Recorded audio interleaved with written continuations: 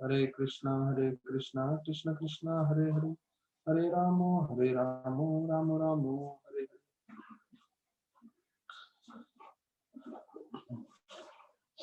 सभी भक्तों का स्वागत है आज के भागवत कथा में। तो हम प्रभुपाद लीलामृत में चर्चा कर रहे थे कि कैसे प्रभुपाद जो है वो एक भक्त ने पूछा कि मुझे दीक्षा लेना है। तो प्रभुपाद ने सिर्फ उसको पूछा, आपको मालूम है कृष्ण कौन है? तो उसने बोला हाँ, कृष्ण पूर्ण पुरुषोत्तम भगवान। और प्रभुपाद ने उसको दूसरा प्रश्न पूछा, आप कौन है? तो उसने बोला मैं भगवान का नित्य सेवक। तो प्रभुपाद ने बोला ठीक है, आप जो है दीक्षा ले सकते हो, आपको कल मैं दीक्षा दे दूंगा। तो देखिए, अभी एक चीज दृष्टिकोण से हम देखें तो हमको लगेगा अरे इतना जल्दी इतना आसानी से जो है दीक्षा मिल गया। पर दूसरे दृष्टिकोण से देखें, प्रभुपाद हम सबको जो है ये तत्व बताना चाहते हैं जो उन्होंने सबके सामने ये प्रश्न पूछा था सैन फ्रांसिस्को के सेंटर में कि भगवान कौन है, हम कौन है। अगर हम ये मान लें, देखिए इस लड़के ने जवाब दिया और उसने उसको दीक्षा के लिए प्रभुपाद ने हाँ बोल दिया कि हाँ मैं आपको दीक्षा दूंगा। पर एक जो मुख्य चीज ये है कि जब हम बोलते हैं कि हाँ हम भगवान के दास हैं, बोलना एक चीज है और उसके हिसाब से कार्य करना एक दूसरी चीज है। अगर हम 24 घंटा या दिन में जितना भी समय हम सब कार्य कर रहे हैं, हम उस भावना से करते हैं कि हम भगवान के दास हैं और भगवान को हमें प्रसन्न करना है, तो हमारा जीवन सार्थक है। उतना ही हम आनंदित रहेंगे, उतना ही हम प्रसन्न रहेंगे और वही प्रसन्नता हम दूसरों को भी बांट सकते हैं। अगर ये जो वाक्य इस व्यक्ति ने बोला, लड़के ने बोला, जिसके कारण उसको दीक्षा मिल रहा है कि हाँ मैं भगवान का दास हूँ, तो हम सुनते हैं कि हाँ कि कई बार प्रवचन में भी सुनते हैं कि जीवर स्वरूप हो कृष्ण नित्य दास, कि हमारा स्वरूप है हम भगवान के दास हैं। जितना हम दासत्व के भाव से अपना जीवन व्यतीत करेंगे उतना हम प्रसन्न रहेंगे। तो अभी सबसे बड़ी दुविधा आ जाती है जब हम कई मुश्किल परिस्थितियों में फंस जाते हैं। वो भले ही परिवार का हो या हमारी तबीयत को लेके हो, वो पैसे लेके हो, पर हमें ध्यान रखना है कि सबसे हमारा मुख्य जो है हमारा स्वरूप क्या है कि हम भगवान के दास हैं। तो दासत्व भगवान का स्वीकार करते हुए हमें हर जीवन में डिसीजन लेना चाहिए। मैं एक भक्त को बता रहा था कैसे राधानाथ महाराज कई बार डिसीजन लेते हैं। तो जना निवास प्रभु एक बार आ गए और बोले, वो नहीं आए पर उन्होंने मैसेज महाराज को पहुंचाया कि महाराज ये बलराम चंद्र करके जो विदेशी लड़का है मुझे बहुत अच्छा लगा है, मैं उसको मायापुर ले जाना चाहता हूँ, पुजारी बनाना चाहता हूँ मेरे साथ पंचतत्व की और राधा माधव की सेवा के लिए। तो मैं ले जाऊं क्या? क्योंकि वो बलराम चंद्र महाराज का दीक्षित भक्त था। तो महाराज के पास जब ये चर्चा पहुंची तो बलराम चंद्र न्यूयॉर्क में ब्रह्मचारी थे और वो न्यूयॉर्क में प्रचार कर रहे थे। और अभी जनानिवास प्रभु से रिक्वेस्ट आ गया कि भाई इसको मैं लेके जाऊं क्या जो है मायापुर में भगवान के विग्रह की सेवा के लिए, मतलब मैं उसको पुजारी बनाना चाहता हूँ और इसका भी बहुत आकर्षण थोड़ा है। तो और महाराज के पास जब ये प्रश्न पूछा तो महाराज ने बोला, देखिए अगर इस वक्त प्रभुपाद हमारे बीच में होते तो प्रभुपाद क्या निर्णय लेते थे। मतलब अभी ये बलराम चंद्र के लिए दो ही चॉइस था, या तो वो अमेरिका में प्रचार करे या तो यहाँ पे मायापुर में पुजारी बने। तो महाराज ने बोला अगर प्रभुपाद यहाँ पे होते तो प्रभुपाद ये निर्णय लेते थे कि अमेरिका में प्रचार करना मायापुर में पुजारी बनने से ज्यादा महत्वपूर्ण है। तो वो महाराज ने प्रभुपाद को बीच में रखते हुए और प्रभुपाद क्या निर्णय लेते हैं वो सोचते हुए उन्होंने ये निर्णय लिया और जनानिवास प्रभु को ना बोला कि नहीं ये नहीं आ सकता। तो देखिए हमें भी अपने जीवन में वैसे ही निर्णय करने हैं कि अगर प्रभुपाद हमारे साथ हो या राधानाथ महाराज हमारे साथ हो तो क्या निर्णय लेंगे इस समय। तो भक्ति करते हुए हमें ये रोज के जीवन में हमें निर्णय लेते रहना पड़ेगा। तो जितना कृष्णा भावनामृत हम लोग हैं तो उतना जो है हम आसानी से निर्णय ले पाएंगे। मैं आनंदमान प्रभु के साथ था और आनंदमान प्रभु के प्रवचन में सुन रहा था। तो वो बता रहे थे कि देखिए, जब आप भगवान का आश्रय पूरी तरह से लेते हो नाम जप करके, तो भगवान आपको पूरी तरह से जो है कंट्रोल करते हैं, और भगवान जो है आपको निर्देशन देते हैं क्या करना चाहिए क्या नहीं करना चाहिए जीवन में, और क्या बोलना चाहिए क्या नहीं बोलना चाहिए। सब चीज भगवान आपको परमात्मा के रूप में जो है हृदय से प्रेरणा देते हैं। तो उसी प्रकार से जो है हम जितना अच्छे से भक्ति करें, जितना अच्छे से माला करें, तो कई लोग बोलते हैं प्रभु जी मुझे इसका प्रॉब्लम है, वो प्रॉब्लम है, ये प्रॉब्लम है। देखिए, दवाई हरिनाम है। तो जिसको भी प्रॉब्लम है, या जिसकी कोई भौतिक इच्छा है या आध्यात्मिक इच्छा है, तो हमारे पास समाधान है, हमारे पास दवाई है। तो जितना ज्यादा आप माला करेंगे, उतना आप जो है अपना समाधान खुद ढूंढ सकते हैं मुश्किलों का, या आपकी जो इच्छा है वो पूर्ति कर सकते हैं। पर हमारा क्या है, हम लोग से 16 माला हो जाए तो बस बोलते हैं अभी ये जप माला को मैं कल ही देखूंगा, उससे पहले देखना भी नहीं है मुझे। बस 16 माला कैसे खत्म कर दिया, बस हो गया, मेरा शुद्धिकरण हो गया। प्रभुपाद ने बोला है भगवत धाम जाने के लिए 16 माला काफी है। भाई 16 माला काफी है, वो ठीक है, लेकिन जितना हम ज्यादा माला करेंगे, उतना हमें आध्यात्मिक शक्ति मिलेगी, स्फूर्ति मिलेगी। तो 16 माला मिनिमम प्रभुपाद बोले थे। और इस्कॉन के पहले गौड़िया मठ में तो 64 माला का नियम था, दीक्षा लेना हो तो 64 माला कम से कम होना चाहिए था। तो चलिए, हम लोग 64 नहीं कर सकते, पर कम से कम 16 से कभी कभी 20-25। एक भक्त को चाहिए कि उसका मन करे हमेशा मैं कृष्ण के संग में रहूं, और वो नाम के थ्रू, हम नाम के द्वारा संग में रह सकते हैं। तो यहाँ पे आगे बता रहे हैं कई लोगों को, भले वो क्रिश्चियन थे, लेकिन किसी को भी आध्यात्म के बारे में मालूम नहीं था। और कई कई भारत में भी जितने भी ब्राह्मण हैं, और वो पुरोहित हैं, वो जन्म के ब्राह्मण हैं, वो संस्कृत पे पढ़ाई कर रहे हैं, या जो इतिहास है उस पे पढ़ रहे हैं। मैं ब्राह्मण पढ़े लिखे लोगों की बात कर रहा हूँ भारत के। अगर आप उनसे जाके पूछेंगे जीवन का उद्देश्य क्या है, तो बोलेंगे मोक्ष, भगवान क्या है, निराकार, ये उनका जवाब रहेगा। तो जो ब्राह्मण परिवार में पैदा हुए हैं, और उनको भी ये नहीं मालूम है कृष्ण पूर्ण पुरुषोत्तम भगवान है, कि जो निराकार रूप है वो ब्रह्मन रूप है, वो भगवान का सिर्फ प्रकाश है। ये भारत में पैदाइशी ब्राह्मण, जिन्होंने, मैं बोलूंगा शायद प्याज लहसुन भी नहीं खाते हैं, इतने प्रामाणिक शुद्ध ब्राह्मण है, उनको भी ये ज्ञान नहीं। तो ऐसे समय में प्रभुपाद ने जो है अमेरिका में जाके प्रचार किया, और लोगों को इसके बारे में बता के बदलाया, और उनको ये पूरा ज्ञान दिया। तो जो प्रभुपाद का जो उन्होंने इतिहास के लिए किया है, वो तो स्वर्ण अक्षरों से लिखना चाहिए, और सभी भक्तों को मालूम होना चाहिए कि उन्होंने जो कार्य किया है वो विदेशी लोगों को, अमेरिकन लोगों को, जो मांसाहार में लगे हैं और जो पूरी तरह से अवैध स्त्री संघ में लगे हैं, ऐसे लोगों को शुद्ध भक्ति बता दी और उस स्तर पे भी लेकर आए। तो ये प्रभुपाद जी की महानता है।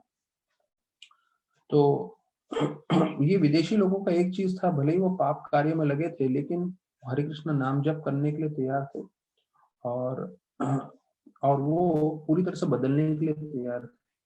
तो देखिए, ये एक महत्वपूर्ण चीज है कि कोई व्यक्ति में अवगुण होंगे, क्योंकि अवगुण सिर्फ इस जन्म के नहीं है, जन्मों जन्मों के अवगुण है। लेकिन प्रश्न ये उठता है, क्या वो बदलने को तैयार है? अगर वो बदलने को तैयार है, तो कृष्ण भी भगवान उनको स्वीकार करते हैं, वैष्णव भी उसको स्वीकार करते हैं। भले ही उसको समय लगे, भले ही उसको 1 साल लगे, भले ही 10 साल लगे, भले ही पूरा जीवन 40-50 साल लग जाए, लेकिन अगर वो बदलने के लिए तैयार है और वो कोशिश कर रहा है, तो भक्ति में प्रगति कर सकता है। तो देखिए, जैसे हम बोलते हैं कि कई बार लोग कुछ ज्यादा कर लेते हैं, जैसे कोई ज्यादा भोजन कर लेता है तो बोलता है प्रभु जी मुझे बदहजमी हो गई है, मेरा पाचन नहीं हो रहा है, या वगैरह वगैरह। कोई भी अति अति मतलब बहुत ज्यादा करते हैं तो उसमें तकलीफ होता है। सिर्फ भक्ति एक ऐसी चीज है जो ज्यादा करोगे उसमें कोई तकलीफ नहीं। लेकिन ज्यादा करने का मतलब ये नहीं कि हम दूसरी अपनी जिम्मेदारियां ना संभालें। दूसरी जिम्मेदारी संभालते हुए अगर आप भक्ति में ज्यादा कर रहे हैं, जैसे कोई 32 माला करता है, या कोई आधा घंटे से 1 घंटा, 2 घंटा, 3 घंटा भागवत पढ़ता है, कृष्ण लीला पढ़ता है, तो अगर कोई भक्ति ज्यादा करता है उसका कोई साइड इफेक्ट नहीं।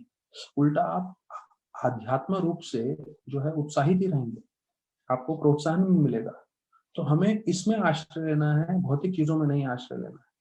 जैसे मैं देख रहा था, 20 साल पहले आपको मुंबई में इतनी लड़कियां सिगरेट पीते हुए नहीं मिलती थी, दिखती नहीं थी। और अभी ये आम चीज हो गया है, लड़कियां भी जो है खुल्लम खुल्ला जो है सबके सामने सिगरेट पी रही है और उनको ये सब नॉर्मल लग रहा है। पर जिसमें थोड़ी सी भी बुद्धि होगी उसको मालूम है सिगरेट पीने से शरीर के लिए हानिकारक है, और जो है हमारे वैदिक संस्कृतों में ये सब चीजें नशा वशा मना है।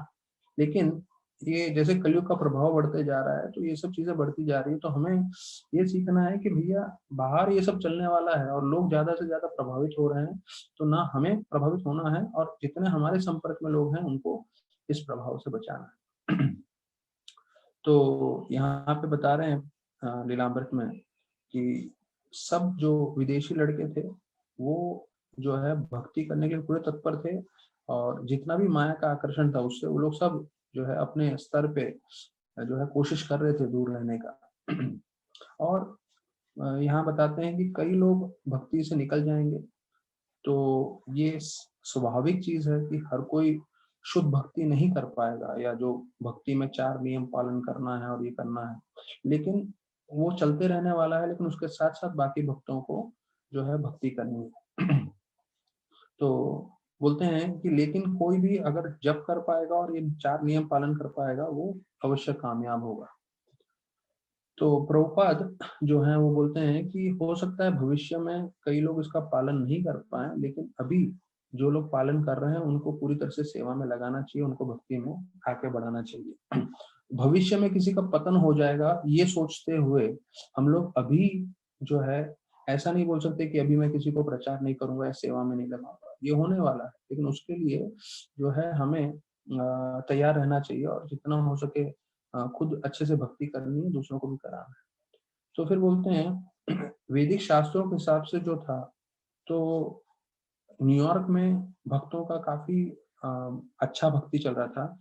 सैन फ्रांसिस्को क्योंकि दूसरा सेंटर था, वहां पे इतने नियम नहीं पालन कर रहे थे, तो वो लोग जो है प्रवचन के बाद उधर एक डोनट का शॉप होता है। डोनट मतलब एक ब्रेड जैसा चीज रहता है जिसमें थोड़ा मीठापन भी रहता है, तो वो डोनट होता है, तो वो जाके खाते थे लोग उधर के सैन फ्रांसिस्को के भक्त। और कई तो बोलते हैं बिना कृष्ण को अर्पण किए खाते थे, और कई लोग चॉकलेट और आइसक्रीम खाते थे बाहर का। अब ये मैंने इसलिए मार्क किया है क्योंकि आप किसी और से सुनो और भ्रमित हो जाओ, इससे अच्छा बेहतर है आप प्रवचन में सुन लो, क्योंकि चॉकलेट को लेके बहुत बड़ा कंट्रोवर्सी चल रहा है इस्कॉन में। एक तरह से कई लोग बोलते हैं कि चॉकलेट बिल्कुल मना है, प्रभुपाद ने मना किया है, उसमें कोकोआ पड़ता है या थोड़ा वो एडिक्शन कराता है, नहीं खाना चाहिए। और फिर भी कई लोग चॉकलेट खा लेते हैं और थोड़ा ऐसे वैसे है चल रहा है चॉकलेट का। तो यहाँ पे देखिए लीलामृत में जो है प्रिंट किया हुआ है कि भाई चॉकलेट और बाहर का, ये तो आइसक्रीम के लिए भी मना कर रहे हैं, और चॉकलेट लेके जो मुद्दा उठा है उसमें ना खाएं तो बेहतर बेहतर है। लेकिन अगर कोई गलती से खा भी रहा हो तो लेकिन भक्ति करते रहिए, और चॉकलेट चॉकलेट हमें कृष्णा भावनामृत होना है, चॉकलेट भावनामृत नहीं होना है। तो यहाँ पे लिखा है नहीं खाना चाहिए, लेकिन अगर कोई खा रहा हो तो मैं ये बोलूंगा कि अभी उसको जानना चाहिए कि भाई कृष्ण भावनामृत होना ज्यादा जरूरी है। अगर कोई चॉकलेट वॉकलेट खा के भी कृष्ण भक्ति कर रहा है तो ठीक है, अभी फिर जब वो भक्ति में आगे बढ़ जाएगा तो चॉकलेट छोड़ देगा अपने आप से। तो ये यहाँ पे ऐसे बता रहे हैं। तो बोलते हैं कई लोग तो इतने उनका बुरा हालत था कि कीर्तन के बाद टेम्पल का जो कमरा था, वो जो सैन फ्रांसिस्को उन्होंने सेंटर किया था, उसके बाहर ही जाके सिगरेट फूकते थे। तो अभी हमें समझना है कि हर जगह पे हर मंदिर के कई संघर्ष रहेंगे, कई मुश्किलें रहेंगी। तो हर व्यक्ति को जब भक्ति कर रहा है तो उनको ये सब चीजों से जूझना पड़ता है।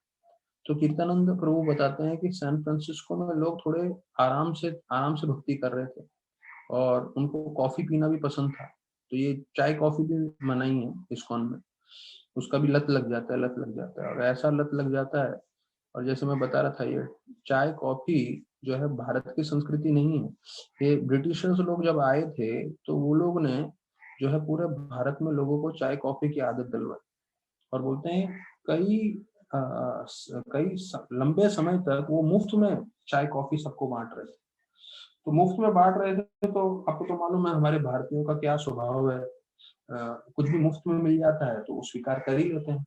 तो पीने लगे, फिर जब आदत लग गई तो उसके बाद वो उन्होंने पैसा लेना चालू किया। और अभी देखिए हालत ऐसा है, हमारे भारतीय अपनी संस्कृति छोड़ के जो है चाय कॉफी से आसक्ति लगा के बैठे हुए, और चाय नहीं मिलता तो सर दुखने लगता है, चाय चाय लगता है।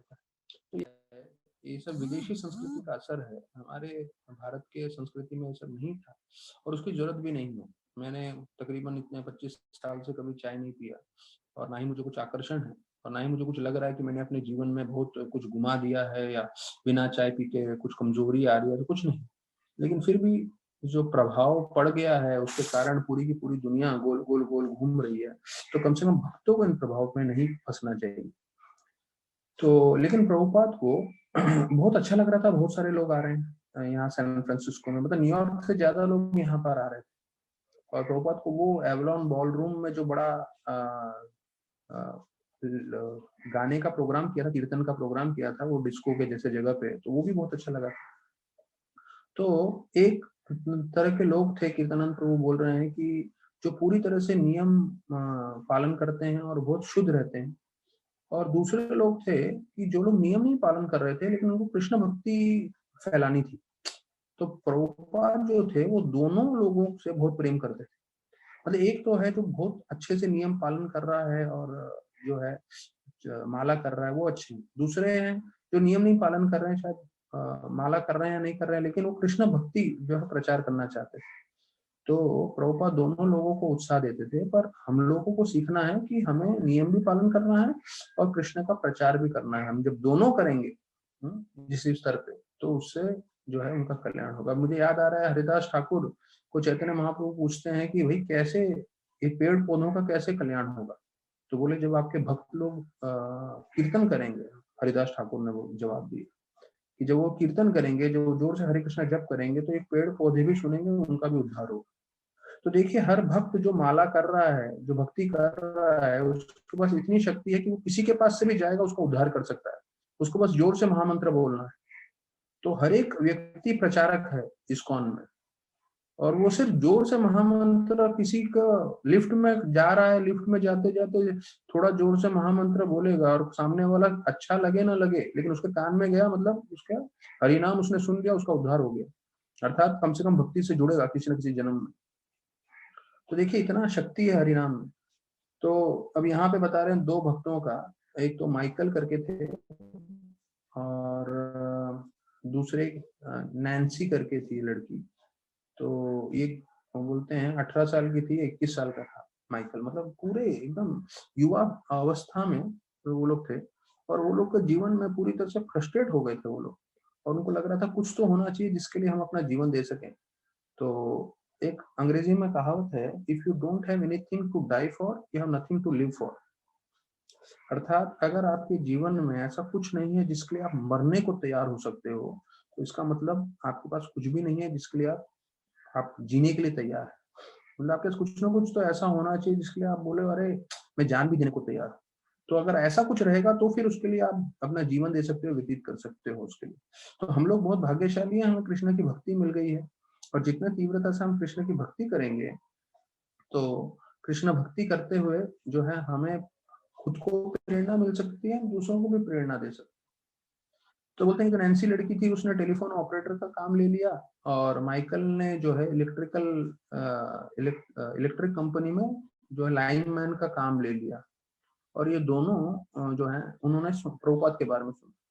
तो बोलते हैं एक शाम को कीर्तन में पहुंच गए वो, और वहां देखने लगे कैसे ये सब हिप्पी लोग नाच रहे हैं। तो वो लोग नीचे बैठ के देख रहे थे उनको, और फिर प्रभुपाद ने प्रवचन दिया। अभी प्रभुपाद जब प्रवचन देते थे, हमें समझना चाहिए कि प्रभुपाद बंगाली थे, और बंगाली होने के कारण उनका जो है अंग्रेजी भी जो था, वो उनका जो बोलने का तरीका था वो थोड़ा मुश्किल था, लोग समझ नहीं पाते थे। तो यहाँ पे ये दोनों को प्रभुपाद का प्रवचन सुने, लेकिन प्रभुपाद का अंग्रेजी इतना उनको समझा नहीं। तो बोले नहीं, हमको फिर भी शुद्धता लगी, कीर्तन अच्छा लगा, तो बोले नहीं हम वापस से आएंगे। तो अगले दिन सुबह को आए, तो प्रभुपाद का फिर से उन्होंने प्रवचन सुना, तो इस बार उनको प्रवचन में कुछ काफी चीजें समझ में आने लगी। और यहाँ पे देखिए सबसे महत्वपूर्ण चीज आ रहा है कि वो ब्रेकफास्ट लेते समय उन्होंने दोस्ती कर ली, और भक्तों ने उनके साथ दोस्ती की। उधर मुकुंद प्रभु थे, जानकी थे, जिन्होंने पूरा सेंटर स्टार्ट किया था। फिर सैम और मार्जोरी, अभी मैंने आपको बताया ये श्याम सुंदर प्रभु और मालती थे जिनका दीक्षा हो चुका था, और यमुना और गुरुदास, तो और ये गोविंद दासी और गौर सुंदर, ये लोग सबका दीक्षा हो चुका था, सबका प्रभुपाद ने विवाह भी कराया था। तो उनके साथ इनकी दोस्ती हो गई, तो उनको भक्त अच्छे लगने लगे, और फिर वो बोले हाँ हम शाम को भी आएंगे और हम आपके साथ जुड़ना चाहते हैं। यहाँ तक कि नैन्सी जो है वो दूसरी स्त्रियों के साथ प्रभुपाद हर हफ्ते कैसे कैसे अलग अलग व्यंजन बनाने हैं, हाँ, भगवान के लिए, और कुकिंग क्लास लेते थे, तो उसमें भी जुड़ गए। तो देखिए मुख्य चीज मैं आपको बताना चाहता हूँ कि कैसे ये जो पहले शुरुआत के भक्त थे मुकुंद और जानकी, जो वास्तविक रूप में न्यूयॉर्क से आए हैं, और बाकी ये सब एक भक्तों का समुदाय रहता है, तो दूसरे नए लोगों को बहुत उत्साह मिलता है, प्रोत्साहन मिलता है। और जो पुराने भक्त हैं उनका कर्तव्य बनता है कि वो अच्छे से साधना अपना करें, जिससे वो भक्ति में स्थिर रहें और दूसरों को प्रेरणा दें। तो देखिए प्रचार करने के लिए जो मैं आपको बताऊं, सबसे ज्यादा प्रचार करने के लिए सबसे महत्वपूर्ण चीज ये है कि कोई प्रवचन नहीं देना, कोई जो है लेक्चर नहीं देना, पर खुद अच्छे से भक्ति करना। कोई स्थिर रह के भक्ति करता है अच्छे से और वो भक्ति से बाहर नहीं निकलता है, तो उसके कारण जो है भक्ति में बहुत लोगों को प्रोत्साहन मिलता है, प्रगति मिलता होता है। तो देखिए भारत में अभी आज के तारीख में 70% इस्कॉन भारत में, और 30% इस्कॉन पूरे भारत से बाहर है। मतलब सोचिए भारत में कितना इस्कॉन जो है प्रगतिशील हो चुका है, और उसका मुख्य कारण है यहाँ के जो लीडर थे, सन्यासी थे हैं, वो सारे के सारे लीडर सन्यासी जो हैं वो टस से मस नहीं हुए। अब देखिए जो इंडिया के सन्यासी लीडर्स थे, जैसे जय पताका महाराज, गोपाल कृष्ण महाराज, लोकनाथ महाराज, राधानाथ महाराज, भक्तिचारू महाराज, जितने भी टॉप लीडर्स थे वो सारे के सारे पूरी स्फूर्ति से भक्ति कर रहे थे, जिससे पूरे इंडिया में लोगों को प्रोत्साहन मिला, और आज के तारीख में 70% इस्कॉन इंडिया में।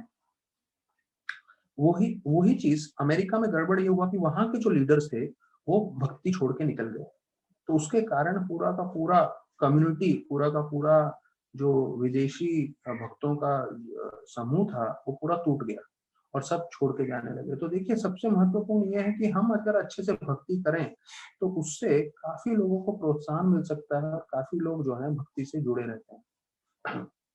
अब माइकल बताते हैं, माइकल को प्रभुपाद प्रवचन सुन रहे थे, लेकिन उनको माइकल को प्रभुपाद को शरणागत होने में मुश्किल हो रहा था, और वो जो है एक अपने जीवन में गुरु को स्वीकार करना उनको मुश्किल लग रहा था।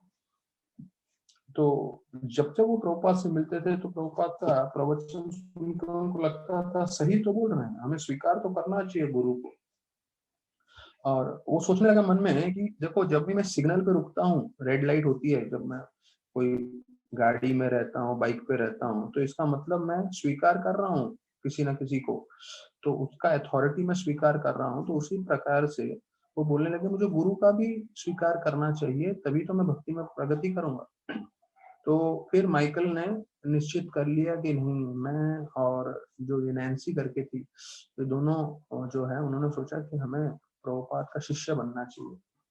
तो माइकल जो है नैन्सी को लेके बोले कि चलो हम लोग यहाँ पे विवाह कर लेते हैं, तो हम लोग पति पत्नी बन जाते हैं। तो उनको मालूम था कि प्रभुपाद यहाँ पे विवाह भी कराते हैं, तो उन्होंने बोला कि हमें प्रभुपाद से मिलना है। तो बोले हाँ ठीक है, जाइए ऊपर जाके मिल लीजिए, तीसरे माले में वो रहते हैं। तो ये लोग एकदम चौंक गए कि प्रभुपाद से मिलना कितना आसान है, मतलब कोई फॉर्मेलिटी नहीं, मिलना है तो सीधा जाके मिल सकते हैं। तो देखिए ये शुरुआत का समय था जहाँ पे दूसरा सेंटर है, दूसरे सेंटर में भक्त नहीं थे और प्रभुपाद उतना समय दे पा रहे थे। लेकिन जैसे जैसे संस्था बढ़ती गई 108 मंदिर हो गए, फिर कितने सारे प्रभुपाद के दीक्षित भक्त हैं जो प्रभुपाद से एक बार भी आमने सामने बात नहीं की, प्रभुपाद ने एक शब्द भी उनको नहीं बोला। अभी जो रशिया में पूरी तरह से प्रचार कर रहे हैं निरंजन स्वामी बोलते हैं मैं तो प्रभुपाद से एक बार भी नहीं मिला, बस मुझे मेरा दीक्षा हुआ था, बस उतना ही। तो ऐसे हमें ये दोनों चीज समझना है कि कई बार जो है आपको संग मिलेगा, यहाँ पे लोगों को संग मिल रहा है प्रभुपाद का, लेकिन वही चीज कई सालों बाद जो है संग मिलना बहुत ही मुश्किल था, क्योंकि प्रभुपाद को पूरे विश्व के इस्कॉन को संभालना था और बड़े से बड़े लोगों को प्रचार करना था, जिससे इस्कॉन को वो आगे से आगे बढ़ा सके। तो उसी प्रकार से हमें समझना चाहिए कि हम लोग जब अभी भक्ति में इस स्तर पे हैं, 2021 की बात कर रहा हूँ, तो विशेष रूप से राधानाथ महाराज ने विशेष बोला है अपने सारे काउंसलर्स को और टीचर्स को कि आप जब भी प्रचार कर रहे हैं तो बताइए कि कोई भी मेरा संग नहीं कर पाएगा, क्योंकि मुझे इतना पूरे विश्व का इस्कॉन को संभालना है और इतने सारे मेरे जो जिम्मेदारियां हैं, तो उसमें मैं एक एक भक्त को समय नहीं दे पाऊंगा, लेकिन मैं सभी भक्तों को समय देता हूँ जब मैं प्रवचन करता हूँ। तो मेरे हजारों भक्त हैं, मैं हजारों भक्तों को गले से लगाना चाहता हूँ, हर एक को मैं व्यक्तिगत रूप से धन्यवाद बोलना चाहता हूँ, पर मैं शारीरिक रूप से नहीं कर सकता। लेकिन आप हर भक्त को बताइए कि मैं उतना ही सबसे प्रेम करता हूँ, पर मेरा जो प्रभुपाद की ओर कर्तव्य है, सेवा है, उसके लिए मैं जो है हर एक व्यक्ति को मैं धन्यवाद नहीं कर पाऊंगा, बात नहीं कर पाऊंगा, पर उनको समझना चाहिए कि मेरा हृदय में मैं सबको धन्यवाद कर रहा हूँ। तो उस हिसाब से हमें समझ के आगे चलना है और अपना जीवन भक्ति में आगे बढ़ाना है।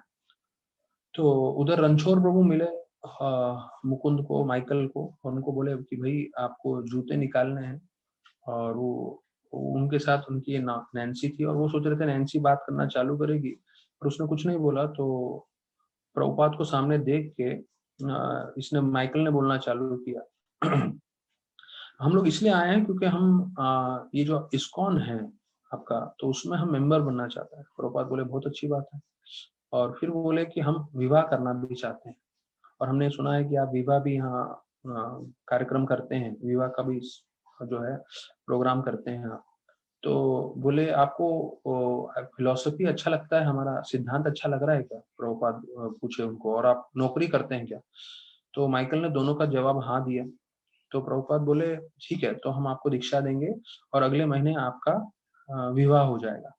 तो माइकल जो है दयानंद बने और नैन्सी बने नंदरानी माता जी, और फिर बताया जाता है प्रभुपाद ने उनका विवाह भी कराया। तो अभी यहाँ पे बोल रहे हैं कि नंद रानी माता जी का अनुभव हो रहा है कि उनको मालूम था कि प्रभुपाद जब विवाह कराते थे तो बहुत ही जो है जबरदस्त तरीके से कराते थे। तो अभी वो विवाह में क्या हुआ, कैसे हुआ, और कैसे प्रभुपाद ने इनका विवाह कराया, वो हमारा चर्चा का विषय रहेगा। जो है हम लोग कल चर्चा करेंगे। अभी हम लीलामृत में आ जाते हैं। कल हम 27वें श्लोक पर चर्चा किए, और श्लोक में बहुत सारे महत्वपूर्ण चीजें थी, और उस श्लोक का अगर हम तात्पर्य से पहले अनुवाद देखें तो महाराज पृथु विशेष रूप से बताना चाहते थे कि हमें भगवान को स्वीकार करना चाहिए, जिसके कारण सब कार्य हो रहे हैं जिसके कारण कोई सुंदर होता है और कोई शक्तिशाली होते हैं, और ये कर्मों के कारण होता है, और ये कर्म को नियंत्रण करने वाले जो है सबसे ऊपर में भगवान ही है। तो देखिए ये एक सरल सी चीज है, पर अधिकांश लोग भगवान को मानते नहीं, कर्मों को नहीं मानते, और वो लोग सिर्फ भौतिक जगत में पैसा कमा के इंद्र भोग करने में लगे।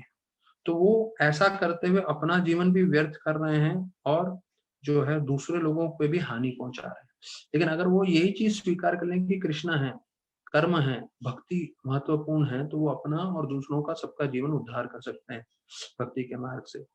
तो देखिए भले ही कृष्ण भगवान जब शुरुआत में गीता के आत्मा के ऊपर बता रहे हैं, या हम यहाँ देखें कि पृथु महाराज बोल रहे हैं, पर उद्देश्य वही है।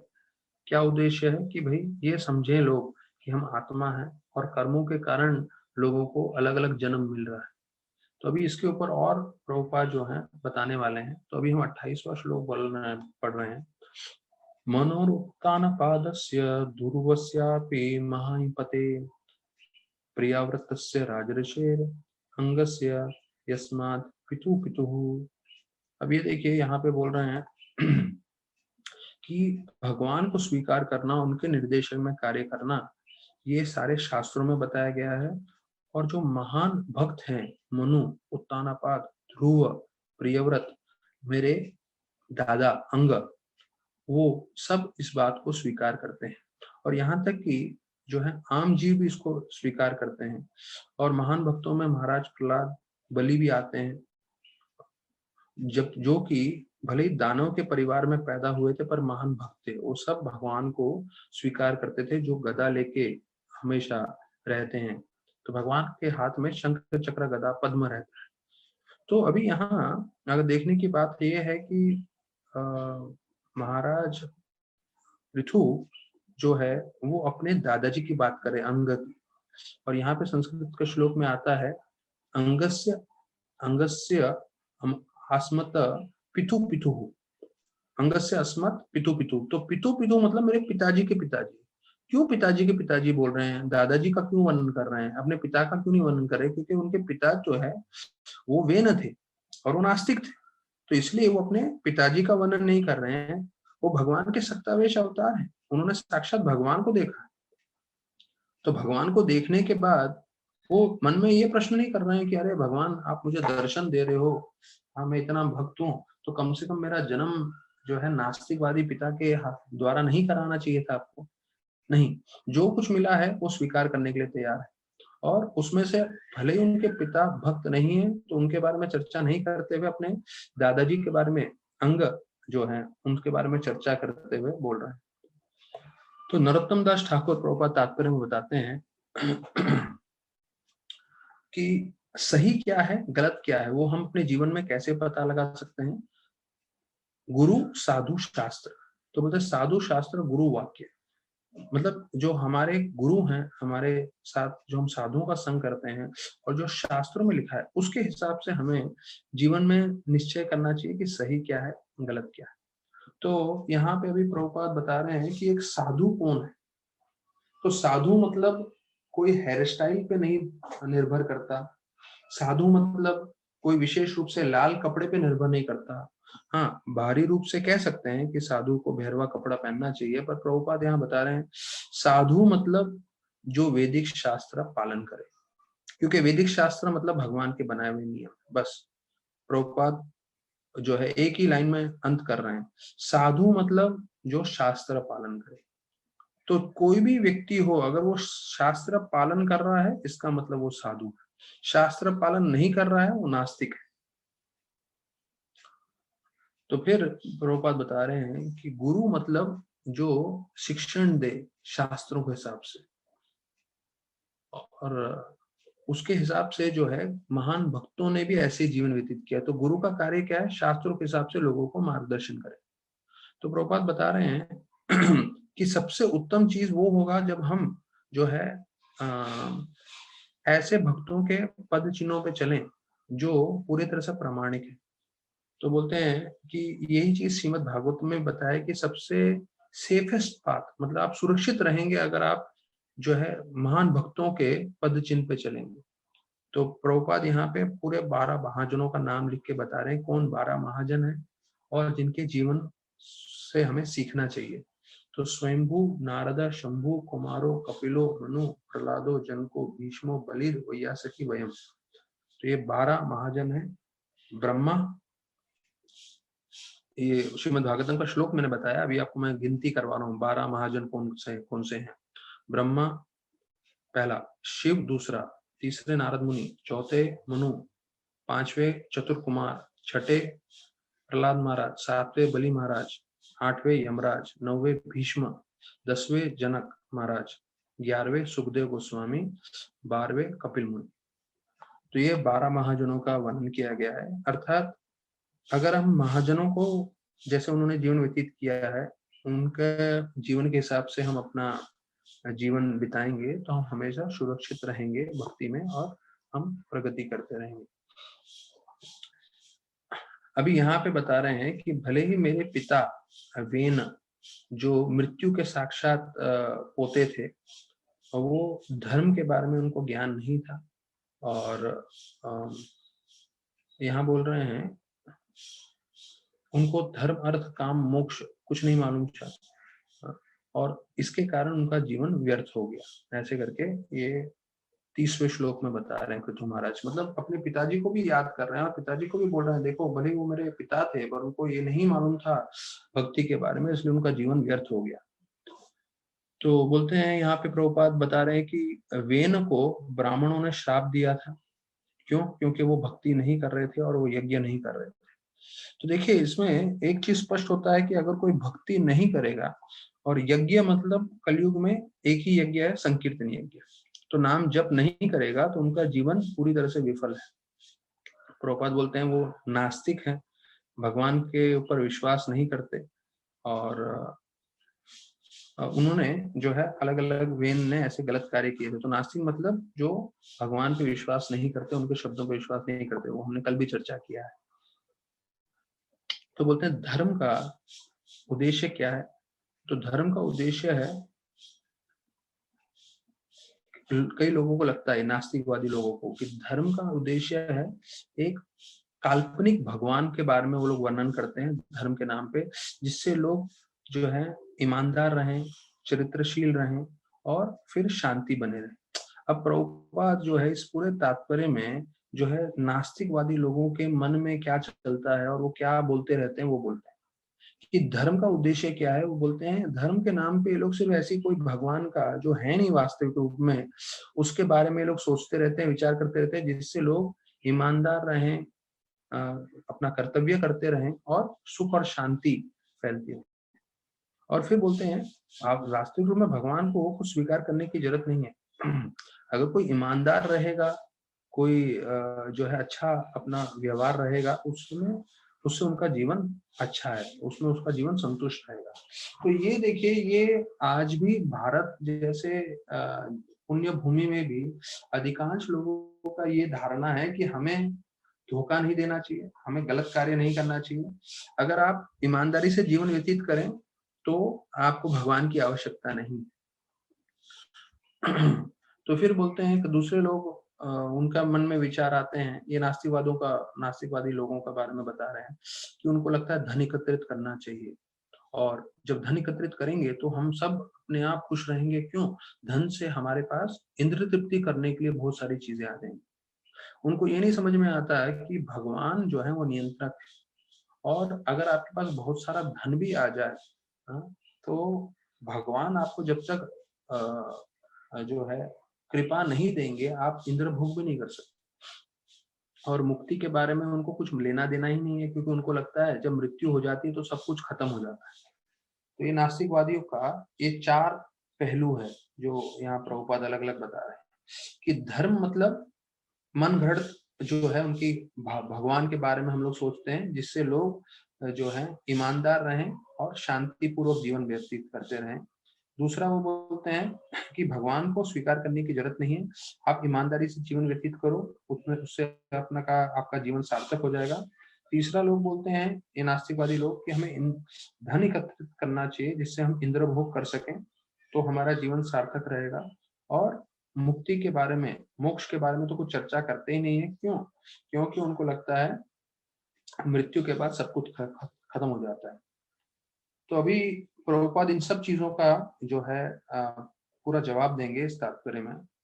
अभी यहाँ प्रभुपाद एक चीज बता रहे हैं कि जो पुत्री होती है वो पिताजी का गुण लाती है। ये प्रभुपाद बोल रहे हैं जनरली, जनरली मतलब अधिकांश समय, आप 100% नहीं बोल सकते, पर 90 या 90 to 95% जो लड़की होती है वो पिताजी का गुण लाती है। जो जितनी भी स्त्रियां सुन रही हैं प्रवचन, मन में सोच के देखिए क्या आप में पिताजी का गुण है कि नहीं। अगर है तो यहाँ भागवत का वाक्य सही है। और बोलते हैं जो पुत्र होते हैं उनमें माता का गुण आता है। तो मैं लड़का हूँ और सब लोग मुझे बोलते थे आप तो अपने मम्मी के जैसे ही दिखते हो। तो जो बेटा होता है वो माँ का गुण लेता है, जो बेटी होती है वो पिता का गुण लेती है। तो ये ध्यान रखिए, प्रभुपाद ने बताया है। अधिकांश समय, हो सकता है कहीं आगे पीछे हो, पर अधिकांश समय ऐसा है। तो बोलते हैं मृत्यु देव की पुत्री थी सुनीता, और सुनीता के पुत्र थे वेन।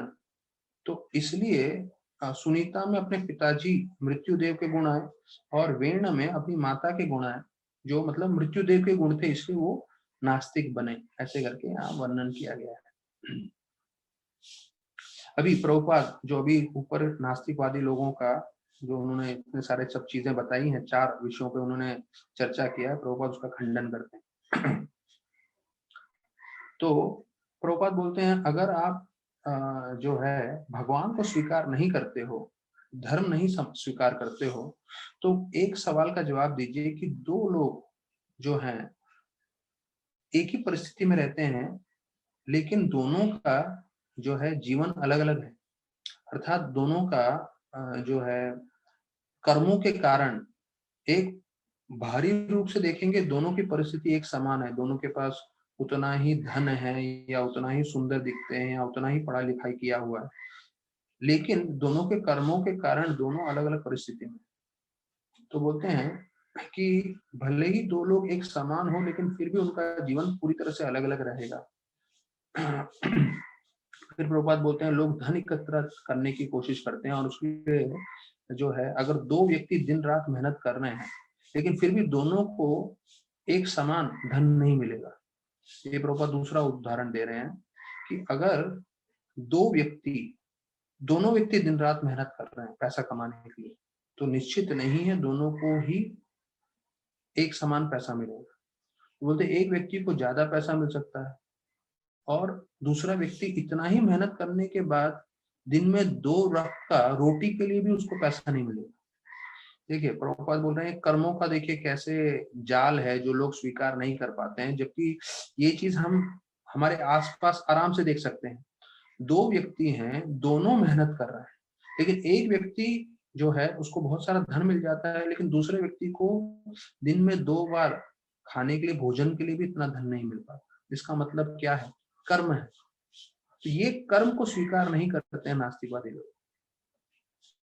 तो वो बोलते हैं अगर आप इंद्रभोग ही अगर आपको लग रहा है जीवन का उद्देश्य है, तो जिनके पास बहुत भोजन है खाने के लिए, तो जरूरी नहीं कि वो संतुष्ट हैं। वो भोजन होने के बाद भी बहुत लोग दुखी रह सकते हैं। ठीक है। फिर दूसरा बताते हैं कि कि अगर आप सिर्फ इंद्रभोग ही जीवन का उद्देश्य मानते हो, तो एक कुत्ता या सुअर जो है उसके पास ज्यादा इंद्रभोग करने का जो है व्यवस्था है मनुष्य से। जैसे मैं बताता हूँ कि जो है कुत्ता जब वो किसी भी दूसरे उस कुतिया के साथ जब वो संग करता है, तो कुत्तों में कोई बीमारी नहीं होती, या सुअर और सुअर नहीं अगर संग करते हैं तो उधर बीमारियां नहीं होती। पर मानव समाज में एड्स हो जाता है। क्यों? क्योंकि मानव समाज में नियम है, और मानव समाज जानवरों के जैसे पूरी तरह से इंद्रभोग करने के लिए जो है बनाया नहीं। तो बोलते हैं आप मुक्ति के बारे में, प्रभुपाद बोलते हैं छोड़ दीजिए, अगर आप धर्म, अर्थ और काम इनके बारे में भी चर्चा करना चाहोगे, तो सब लोगों का जो है धर्म, अर्थ, काम एक समान नहीं है। वो हर एक व्यक्ति के कर्मों के हिसाब से अलग अलग है। तो बोलते हैं इसलिए प्रभुपाद बता रहे हैं मुक्ति तो एक अलग चीज है, वो तो उत्तम श्रेणी का चीज है, लेकिन उसके अलावा यहाँ तक कि अगर हमें रोजमर्रा की जो हमें चीजें चाहिए इस भौतिक जगत में, उसके लिए भी हमें भगवान पे ही निर्भर होना पड़ेगा, क्योंकि भगवान ही सब चीजों के स्रोत हैं। तो देखिए भक्त जो भक्ति कर रहा है उसको समझना चाहिए कि हम लोग भक्ति कर रहे हैं और भगवान का आश्रय ले रहे हैं, तो भगवान भक्तों के लिए सब कुछ प्रबंध कर देंगे। तो यहाँ पे प्रभुपाद आगे बताने वाले हैं। तो बोलते हैं अभी बता रहे हैं प्रभुपाद कि कैसे लोगों के पास धन होने के बाद भी लोग कैसे असंतुष्ट हैं। प्रभुपाद बोल रहे हैं पहला उदाहरण कि माता पिता के पास खूब पैसा है, लेकिन बच्चे पूरे असंतुष्ट, बच्चे पूरे दुखी। और अमेरिका में हमने देखा ही, जो लीलामृत पे चर्चा कर रहे हैं हम लोग, कि कैसे हिप्पी हैं। हिप्पी मतलब उनके पास सब कुछ है, पैसा है, खूबसूरती है, घर है, गाड़ियां हैं, लेकिन असंतुष्ट। क्यों? क्योंकि जब तक भक्ति से नहीं जुड़ेंगे तब तक असंतुष्ट रहने वाले। दूसरा प्रभुपाद उदाहरण दे, एक अमीर माँ बाप है लेकिन बच्चे दुखी। दूसरा, आपके पास महंगे से महंगी दवाई है, लेकिन फिर भी जो है व्यक्ति मर जाता है, उसका बीमारी का शुद्धिकरण नहीं होता। ये दूसरा उदाहरण दे रहे हैं। तो ऐसा नहीं है कि भाई आप बहुत ही धनी व्यक्ति हो तो आप कभी मरोगे ही नहीं, मृत्यु निश्चित है, हर कोई मरेगा। और उसके लिए बोल रहे हैं कि आपके पास कितना ही दवाई हो या कुछ भी हो, उससे आप जो है पैसा हो और दवाई हो, उससे आप बच नहीं सकते। फिर से प्रभुपाद क्या बता रहे हैं, कृष्णा ही नियंत्रण। और तीसरा उदाहरण दे रहे हैं कि आपके बड़े से बड़ा जहाज हो, लेकिन अगर आपका नसीब में हो डूबना, तो बड़े से बड़ा जहाज के साथ आप डूब जाओ।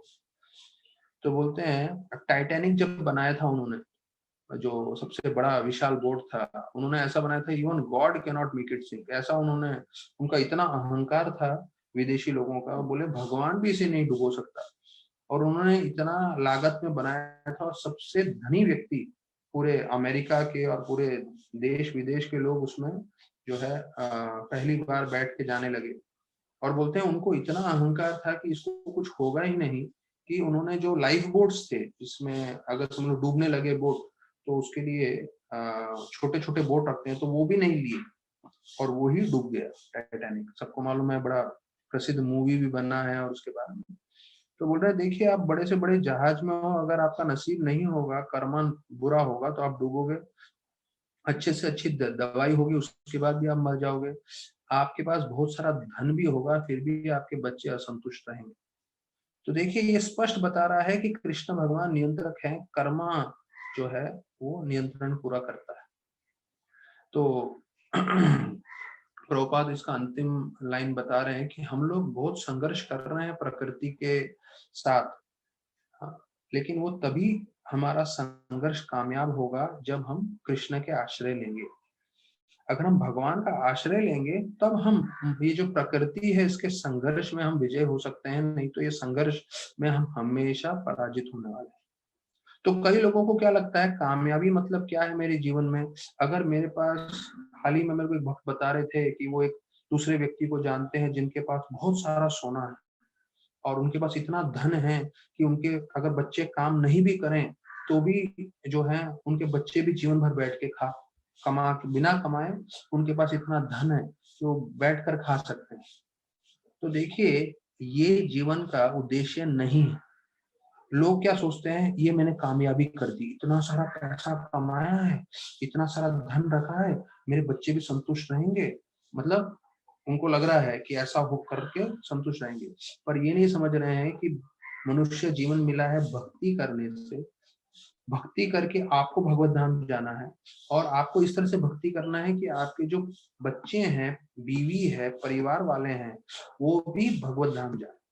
उसके जगह पे वो दूसरे सब कार्य कर रहे हैं जो जरूरी है, ऐसा नहीं बता रहा हूँ कि सब जरूरी नहीं है, लेकिन भक्ति करना सबसे महत्वपूर्ण है। नहीं तो क्या होगा, आप पूरे जीवन में अच्छे से पैसे कमाए, अच्छे से सोना इकट्ठा किया, अच्छे से बंगला बनाया, अच्छे से गाड़ियां की, और फिर पुनर्जन्म की पूरी तैयारी की।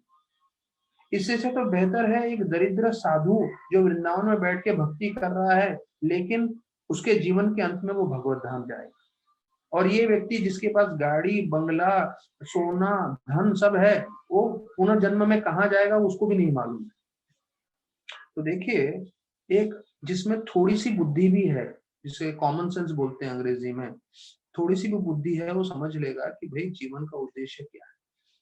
सबको देखिए, जब हम लोग, एक तो यहाँ पे हम गीता भागवत पढ़ रहे हैं, और दूसरा हम व्यक्तिगत रूप से देख रहे हैं लोगों का जीवन कैसे जा रहा है।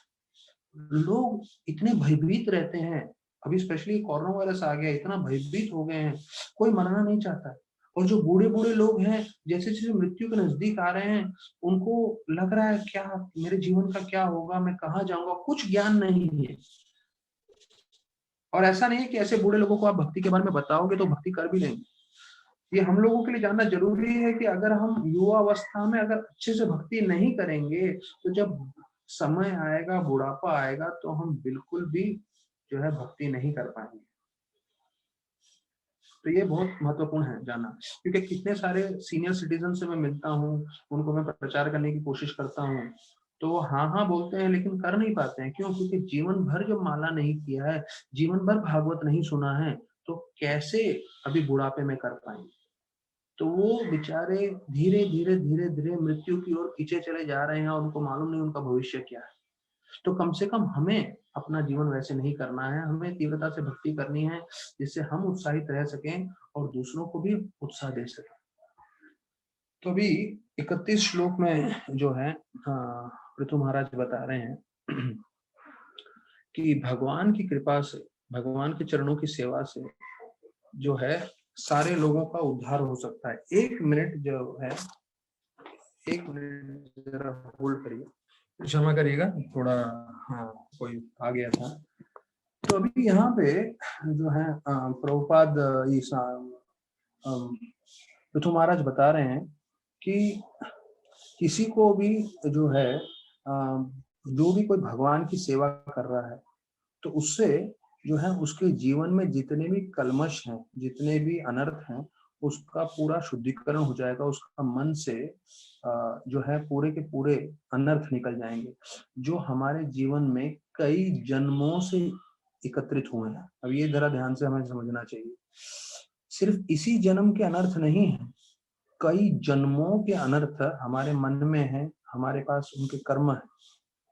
तो प्रभुपाद बता रहे हैं, तो इसमें उदाहरण दे रहे हैं पृथु महाराज की, जिस तरह से कोई गंगा के स्पर्श में आता है, क्योंकि गंगा भगवान के चरणों में से आई है, तो उसी प्रकार से बोलते हैं हाँ कि गंगा के संपर्क में आते ही जो है हमारा शुद्धिकरण हो जाता है, हमारा मन स्वच्छ हो जाता है और हम कृष्ण भक्ति के लिए तैयार हो जाते हैं और कृष्ण भक्ति में प्रगति करते हैं।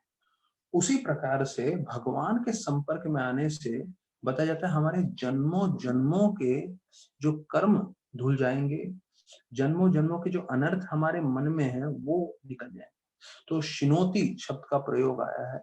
शिनोति मतलब नष्ट होना। तो बोलते हैं हमारे सारे अनर्थ पाप सब नष्ट हो जाते हैं जब हम जो है भगवान के पाद अंगुष्ठ मतलब भगवान के चरणों में हम आश्रय लेते हैं। तो प्रभुपाद बताते हैं तात्पर्य में, तो ये चीज ध्यान रखना है। अभी वापस से पृथु महाराज महत्वपूर्ण चीज बोल रहे हैं कि हम कोई भी हो, कितने भी जन्मों में हमने कुछ भी किया हो, लेकिन अगर हम भक्ति से जुड़ जाएंगे, कृष्ण से जुड़ जाएंगे, तो कृष्ण भगवान हमारा पूरी तरह से शुद्धिकरण कर देंगे। तो यहाँ पे जो है प्रभुपाद गंगा का स्तुति करते हुए बोल रहे हैं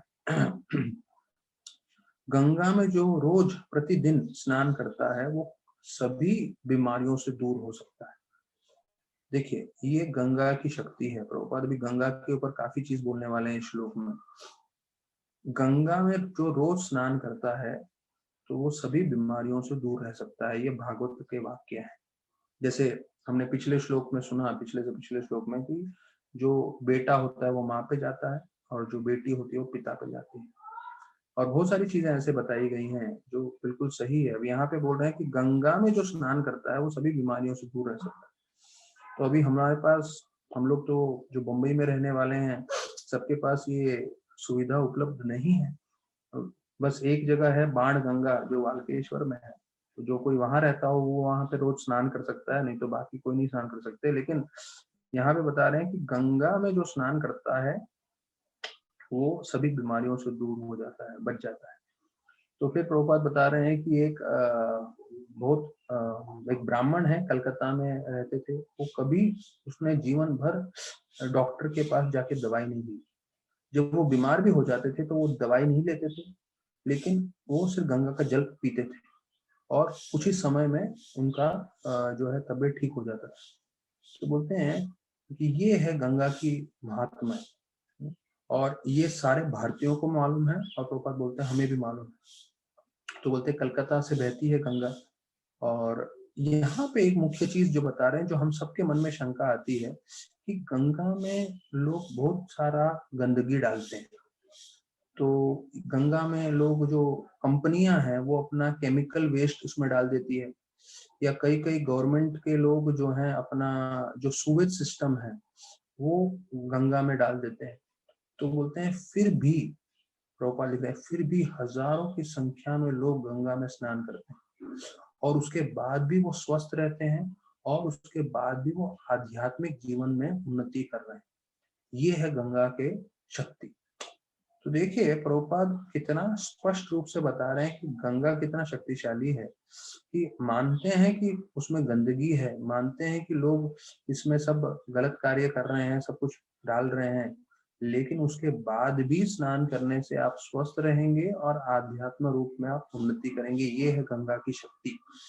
तो हमें समझना चाहिए कि हम जो गंगा के बारे में सब स्तुति सुन रहे हैं, तो हमारी श्रद्धा बढ़नी चाहिए गंगा के लिए, और जो है हमें पूरी तरह से उनकी जो है उनका मनन करना चाहिए, उनका श्रवण करना चाहिए। तो ये गंगा का वर्णन करते हुए भी प्रभुपाद बता रहे हैं उसी प्रकार से। अभी गंगा का देखिए कितना प्रभुपाद ने उदाहरण दिया। पहला बोला कि जो कोई गंगा में स्नान करता है वो कभी बीमार नहीं पड़ता। दूसरा ही कलकत्ता के व्यक्ति का, ब्राह्मण का उदाहरण दिया कि सिर्फ गंगा जल पी के बीमार भी होता है तो ठीक हो जाता है।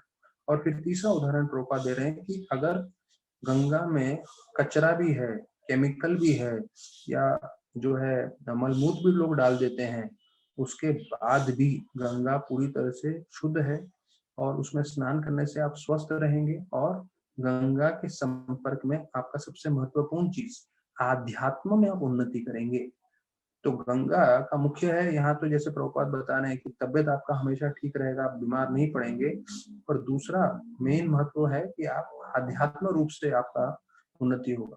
अगर आप कभी भी भविष्य में हमारा हुआ कि हम आप लोग को हरिद्वार ऋषिकेश लेके जाएंगे यात्रा पे, तो ऋषिकेश पे या हरिद्वार पे आप गंगा के तट पे बैठेंगे तो जो आपको आध्यात्मिक उन्नति का अनुभव होगा वो आपको इतना आसानी से दूसरी जगह पे नहीं होगा, क्योंकि भगवान के चरणों से निकला हुआ जल है। तो वो जो बहाव से हरिद्वार ऋषिकेश में जो बहता है, मैं उधर जाके कितनी बार जपा करता था जब भी यात्रा पे हम जाते थे या दूसरे समय सेवा के लिए जाते थे। 32 माला कब खत्म होता था मालूम नहीं चलता। और बंबई में 16 माला जप करने के लिए इतना संघर्ष करना पड़ता है, इतना संघर्ष करना पड़ता है, मन वो बोलते हैं ना पूरी तरह से केंद्रित होता ही नहीं। और वहां गंगा के तट पे ऋषिकेश में मैं बैठता था तो 32 माला एक ही साथ बैठ के 32 माला हो जाता था और मन भी बिल्कुल केंद्रित। तो ये गंगा का असर है। तो भविष्य में गंगा माता की कृपा से आप सब भक्तगण जो श्रवण कर रहे हैं सबको यात्रा पे लेके जाएंगे हम, और वहां पे गंगा की और भगवान की और स्तुति सुनेंगे। तो यहाँ पे प्रभुपाद भी मुख्य चीज बता रहे हैं। देखिए गंगा हम सबको, हम उनके व्यक्तिगत संपर्क में नहीं रह सकते, लेकिन हम कृष्णा के संपर्क में रह सकते हैं। और यहाँ पे पृथु महाराज ने दो ही चीज बताया है। एक बताया कि गंगा के संग में कैसे शुद्धिकरण होता है, उसी प्रकार से भगवान के चरणों की सेवा करें, श्रवण करें तो हमारा शुद्धिकरण होगा। तो बोलते हैं हम गंगा के संपर्क में नहीं है लेकिन कृष्ण भक्ति के संपर्क में रह सकते हैं हर परिस्थिति में। तो आप कहीं पे भी हो, भारतवर्ष में, विदेश में, आप कृष्ण भक्ति कर सकते हो। उससे आपके जितने भी अनर्थ हैं जन्मों जन्मों के वो पूरे निकल जाएंगे।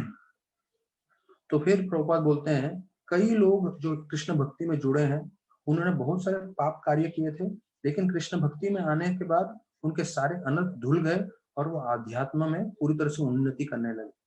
अब ये देखिए जो प्रभुपाद एक वाक्य में बोल रहे हैं शायद हमारे लिए 20, 30, 40 साल लग जाएंगे, लेकिन अगर हम ध्यान से इस वाक्य को समझें तो हम इसको आश्रय ले सकते हैं और समझ सकते हैं कि अगर हमें अपने जीवन में, प्रभुपाद ने क्या वाक्य बोला है कि प्रभुपाद तो बहुत भारी शब्द बोल रहे हैं। प्रभुपाद बोलते हैं we have seen that in spite of the very black record of their past life, मतलब काला पूरा उनका जीवन था जो है भक्ति में आने से पहले, लेकिन उन्होंने कृष्ण भक्ति स्वीकार किया, उनके सारे कचरा जीवन से निकल गए और आध्यात्म में उन्होंने अच्छे से तरक्की की। इसका सार में 25 साल के बाद आप लोग को मैं बताऊं, जो मेरा इसका एक वाक्य का अनुभव ये है कि हम सबके मन में कचरा भरा हुआ है। हम जितनी तीव्रता से भक्ति करेंगे, जितनी नम्रता से भक्ति करेंगे, जितना हम प्रार्थना करेंगे, उतना भगवान जल्दी ये कचरा निकाल देंगे। और हम जितना स्पेस्ड आउट होकर भक्ति करेंगे उतना भगवान ये कचरा निकालने में धीरे धीरे निकालेंगे। तो क्या होगा, वो कचरा बार बार हमारे मन में आएगा, हमारे विचार में आएगा, हमारे कार्यों में आएगा और हम दुखी होते रहेंगे। लेकिन अगर आप तीव्रता से भक्ति करें तो भगवान जल्दी ये कचरा निकाल देंगे, उससे फिर आप हमेशा संतुष्ट रह सकते हैं। अकाम सर्व काम व मोक्ष काम दारिद्र्य तीव्र न भक्ति हो ना, तीव्रता से भक्ति करें तो उससे जो है हमारा उद्धार होगा। तो ये अनर्थों के लिए विशेष रूप से है। तो इसलिए पृथु महाराज बोल रहे हैं कि भगवान की कृपा के बिना हम तरक्की नहीं कर सकते। भले ही वो आप जो है इंद्र भोग के लिए बोले, भले ही वो धन एकत्रित करने के लिए बोले, भले ही वो ईमानदारी के लिए बोले, सब चीजों के लिए कृष्ण भगवान की कृपा अति आवश्यक है, पृथु महाराज बोल रहे हैं। इसलिए प्रभुपाद बताते हैं हमें भगवान कृष्ण की सेवा स्वीकार करनी चाहिए और हर व्यक्ति को अपना जीवन सार्थक करना चाहिए। ये गीता में भी बताया है, क्षिप्रम भवति धर्मात्मा शाश्वतम शांतिम निगच्छति। क्योंकि पृथु महाराज एक जिम्मेदार राजा थे, तो वो सबको सिखा रहे थे कि आपको कृष्ण का आश्रय लेना चाहिए और शुद्धिकरण आपका होना चाहिए। तो प्रभुपाद बोलते हैं यही कृष्ण भगवान भी तो गीता में बताते हैं जो पृथु महाराज बोल रहे हैं कि आप मुझे शरणागत हो जाओ और मैं तुम्हें सभी पापों से मुक्त कर दूंगा। तो अभी ये एक महत्वपूर्ण इस्कॉन के भक्तों के लिए आ रहा है। ये हमने सुना है कृष्ण को शरणागत हो जाओ और कृष्ण भगवान हमें सभी पापों से मुक्त कर देंगे। यहाँ पे प्रभुपाद बोल रहे हैं कि कृष्ण भगवान तो हमें सभी पापों से मुक्त कर देंगे और Krishna takes away all the sinful reaction of person immediately upon his surrender unto him.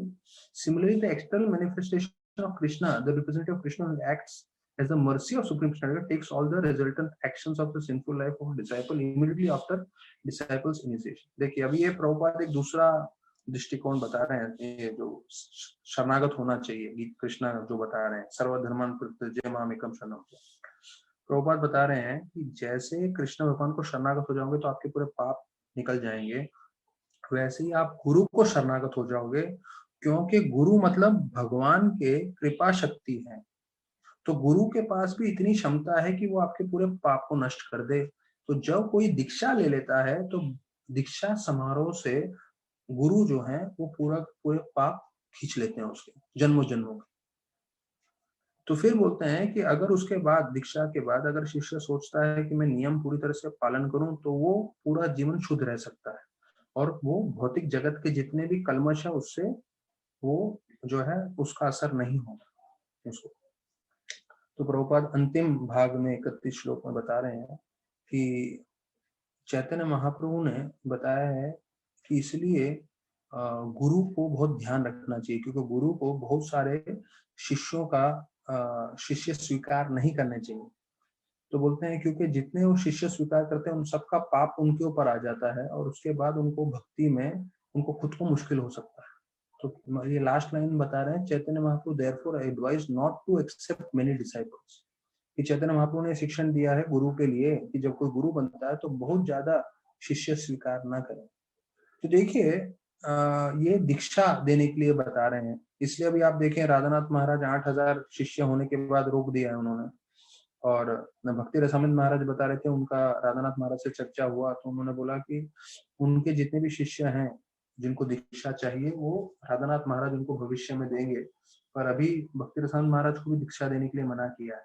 तो देखिए ये जो दीक्षा है जो हम उसके ऊपर बार बार चर्चा करते हैं, तो महाराज बोले आप लोगों को मालूम भी नहीं है दीक्षा मतलब क्या होता है। तो महाराज गौरांग प्रभु को बोल रहे थे कि तुम हर बार मुझे बोलते रहते हो कि महाराज 1000 लोग रुके हैं, 2000 लोग रुके हैं, आप दीक्षा दो करके। महाराज बोले अगर आध्यात्म रूप में आप पूरी तरह से स्थिर न हो, आप एक व्यक्ति को भी दीक्षा दोगे तो उससे आपकी मृत्यु हो सकती है। क्यों? क्योंकि उसके व्यक्ति का पूरा कर्म आपके ऊपर आ जाता है। तो अगर आपका आध्यात्म शक्ति न हो तो वो कर्मों के कारण आप प्राण त्याग सकते हो। इतना व्यक्ति का कर्म शक्तिशाली होता है जो आप स्वीकार कर रहे हो। तो बोले आप लोगों के लिए तो कुछ काम नहीं है, सिर्फ नाम लेना है, देखना है कि वो 16 माला करना है, ये कर रहे हैं और सीधा दीक्षा के लिए उनको बैठा देना है, पर कर्म तो महाराज बोले मुझे लेना पड़ता है। तो इसलिए अभी दीक्षा जो है होल्ड पे रखा हुआ है, भविष्य में इसके ऊपर हम और चर्चा करेंगे। तो देखिए अभी यहाँ पे हम भागवत का 31 श्लोक पे आज हम विराम कर रहे हैं और 32वें श्लोक से कल हम प्रारंभ करेंगे अपनी कथा। तो जैसे आप लोग सबको अनुभव है, जब हम गाड़ी में बैठते हैं तो कई बार गाड़ी खराब हो जाती है तो उतर के धक्का देना पड़ता है। तो धक्का देते हैं और फिर जब गाड़ी चलने लगती है वो जो ड्राइवर होता है वो स्टार्ट मारता है धक्का में और स्टार्ट हो जाती है, फिर बैठ जाते हैं और निकल पड़ते हैं। तो उसी प्रकार से देखिए हम लोग जो भक्ति में है, हम लोग को धक्का देना है जब तक हमें स्वाद नहीं आने लगेगा। कभी हमें अच्छा लगेगा, कभी हमें अच्छा नहीं लगेगा, लेकिन तब तक धक्का देना है। लेकिन एक बार ऐसा समय आएगा जब आपको भक्ति में आनंद आने लगेगा, स्वाद आने लगेगा, जिसे वो कृष्ण भगवान परम दृष्टवा निवर्तते बोलते हैं, हायर टेस्ट जब वो बोलते हैं तो वो आने लगेगा। फिर आपको धक्का मारने की जरूरत नहीं है, आप खुद जो है सुबह उठ के माला करेंगे, आप खुद जो है भागवत सुनेंगे, भागवत पढ़ेंगे। अब इसके साथ मैं आप लोगों को एक व्यक्ति ने अच्छे 2 शब्द लिखे हैं, मतलब ऐसे दोहे जैसे हैं, तो काफी अच्छे हैं, मेरे को थोड़ा अच्छा लगा, इसलिए मैं बोला आप लोग के साथ चर्चा करता हूँ। तो ये हिंदी में है, उन्होंने दोहे जैसे लिखे हैं। कैसे मानेगा मन जो उद्दंड है, कैसे मानेगा मन जो उद्दंड है, आवाज ऊंची है ये आपका घमंड है। तो मुझे बहुत अच्छे लगे इनके वाक्य। कैसे मानेगा मन जो उद्दंड है, तो हम सबको मालूम है हमारे मन कितना उद्दंड है, वो कभी सुनता नहीं है। और आवाज ऊंची है जिसकी, उसको घमंड है। मतलब जिसको घमंड होगा वही चिल्ला के बात करेगा, जिसको घमंड नहीं है वो हमेशा नम्रता से बात करेगा। संभल जाओ नहीं तो समय निकल जाएगा, ये जवानी एक दिन ढल जाएगा, ढल जाएगी। तो दूसरा बता रहे हैं पंक्ति में, रवि मतलब सूर्योदय के लिए बोलते हैं। रवि आ गया है और सोए जा रहे हो, रवि आ गया है और सोए जा रहे हो, पता तो कर लो कितना खोए जा रहे हो। मतलब सुबह का समय हो गया पर सोए जा रहे हैं, आपको पता भी नहीं है आप क्या खोए जा रहे हैं। आलस के आगे ये जिंदगी जल जाएगी, ये जवानी एक दिन ढल जाएगी। आलस के सामने अगर हम आलसी बनते रहेंगे तो ये जिंदगी जल जाएगी, ये जवानी एक दिन ढल जाएगी। परिश्रम करो कल्याण होगा, कर्म के अनुकूल परिणाम होगा, दुख विपत्ति टल जाएगी, एक जवानी एक दिन ढल जाएगी। तो ये जब परिश्रम और कर्म की बात कर रहे हैं तो हम भक्ति इसमें जोड़ रहे हैं कि भक्ति करोगे तो दुख और विपत्ति टल जाएगी, ये जवानी एक दिन ढल जाएगी। तो जो हमें शक्ति है, जो हमारे में ताकत है, वो एक दिन ढल जाने वाली है। तो तब तक हमें ज्यादा से ज्यादा भक्ति कर लेना चाहिए। मिला है 4 दिन, इसे ना व्यर्थ करो।